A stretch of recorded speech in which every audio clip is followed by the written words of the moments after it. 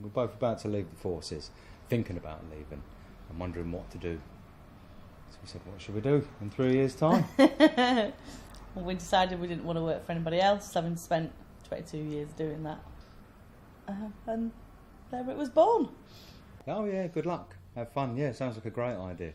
No one really believes it's going to happen.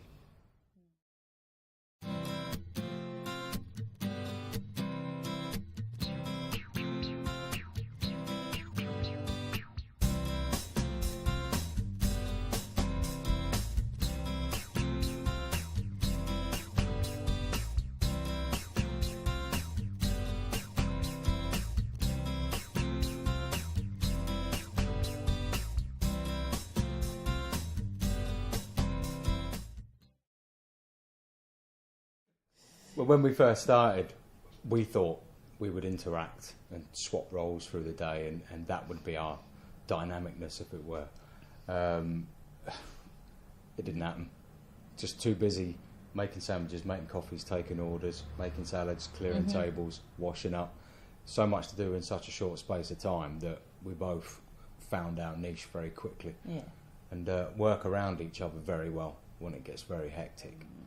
We first met at our last unit that we were both serving on, and we worked in the same office.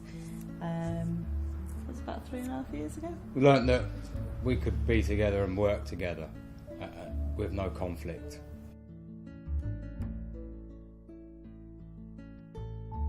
Which was quite important before taking on this role, because we quite easily get on each other's wick. Yeah.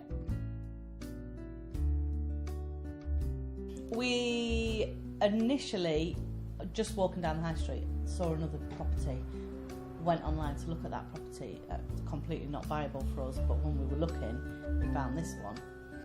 So this, yeah, straight away pretty much, this was the one we looked at and ended up with. We didn't know. So we knew, we worked together every day prior to opening this place.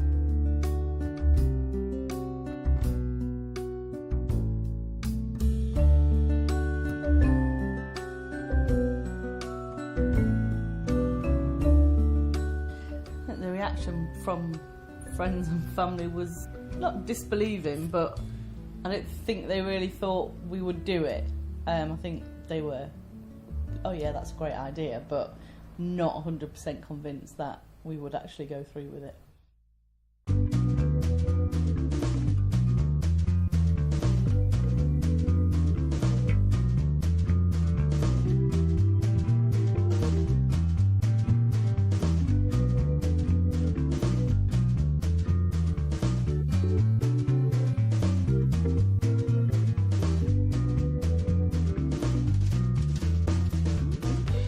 Well, I mean, today, as normally for a Saturday, I have 2 thick toasts and omelette with cheese and mushrooms.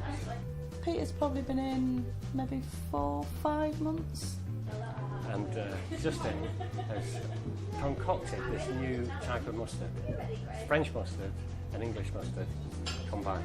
He asked us to make him an omelette. We don't sell omelettes, but he never even considered it. Wasn't on the menu. He was just like, yeah, I'll have an omelette, and that's what he has every time he comes in now, and we just do it for him, don't we? So what I like about this place, I can come in on a Saturday morning and say, usual please. We've got to know quite a few of our customers, really. I have quite a good memory just for remembering silly little things like people, they might not have been in for months, but I'll remember that they don't have tomato in their side salad, or they don't like a particular dressing. What I like about it as well, families come in. I come in with a couple of friends, or you can come in on your own. Read the paper, listen to the music, and if you ask very nicely, which I have done in the past, they'll play the type of music you like. It's a home from home. And I always try and make the effort to remember particular things about particular people.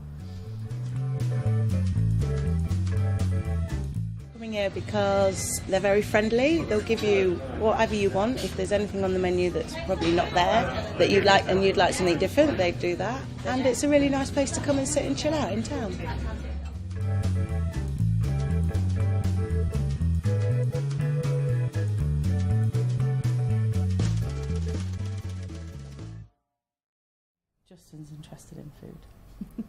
Doesn't eat a lot of food, but is interested in food. Keen interest in cooking and being creative with food as well. And especially the part about providing for people, trying to make people happy. If I have to put a panini on, it's like, oh, I've got to do a panini. You're much the same with the till, aren't you? It's like, oh, I've got to take some I know half money. the things are on the till. Yeah. We approached Stokes because when we were doing research, we realised a lot of people in Lincoln stock Stokes coffee and we wanted to know what it was about. Behind us. Yeah.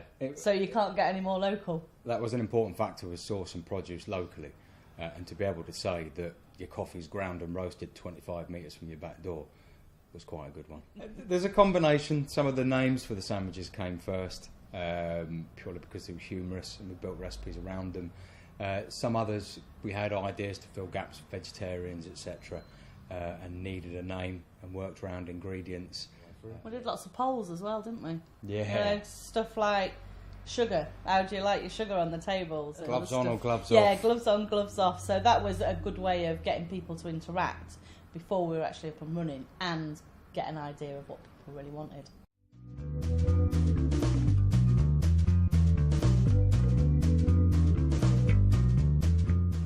Humorous A-board had to go, much to lots of people's dismay, really, weren't they? The council, the highways agency, sent a letter out to about 50 businesses asking them to remove their A-boards because they were a trip hazard.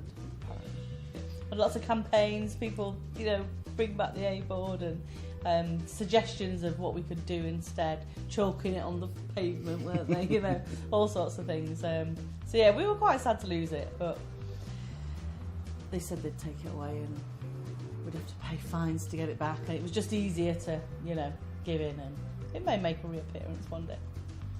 Tuesday and Thursday lunchtime's definitely very heavy. From about 12 till 2. But we were told by a supplier you can never gauge, even after 10 years in the business, never gauge what's going to come in the door any given day. And we do get caught out. We think it's going to be busy, and in the early days we'd have really quiet days and it'd be disconcerting. Yeah. Nowadays, word of mouth's getting round, businesses picked up quite significantly, and we need to recruit people. Yeah. Recruiting somebody will be quite a process. They've got to fit in nicely with us because it's so important to the customers how we are behind there. But yeah, we haven't really decided where that person's what we want them to do, whether it's pot washing, clearing tables, or whether it's a barista to make coffees while I'm serving.